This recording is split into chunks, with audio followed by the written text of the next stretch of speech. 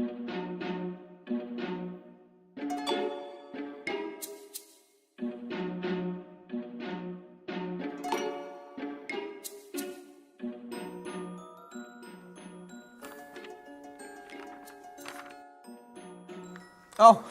hi folks. Don't mind me.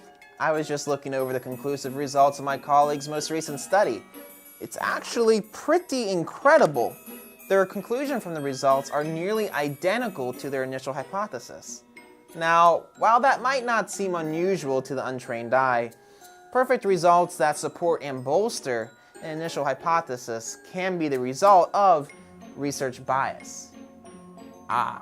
What's research bias, you ask?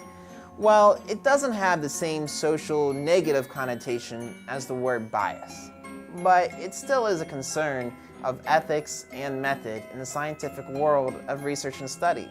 These are some bias that can occur during the process of gathering results and feedback and reporting them. Here are some examples of how these can happen. Hello, I'd like to ask you a few questions today about how you feel about University of Cincinnati. First question, do you think UC is a good school? Let's stop right here. Can you see the problem here? While conducting a study, the interviewer should try to remain physically neutral and impartial to the subject. Because the interviewer is wearing a UC t-shirt, the subject may feel uncomfortable saying anything negative about the school, even if that's actually how they feel. Let's try again. I just have a few simple questions for you. Do you find it hard not to use your cell phone? Huh? What was the question? Do you find it hard not to use your cell phone? Oh, no, not at all.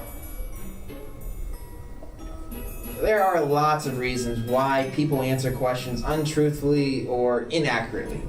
Bias can be unavoidable, but trying to create a comfortable and unbiased environment is the most you can do to help avoid this. As always though, be aware of bias in your interview process, as it can affect your results. However, you can also be an influence on your final results as well. Let's see how this can happen. Well, this is all the data that I collected for my conclusion. Let me take a look. This guy was good. This guy was good. Okay.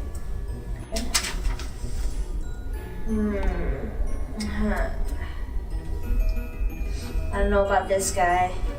It smelled really weird. Hey now, that's not how you decide how to use your data.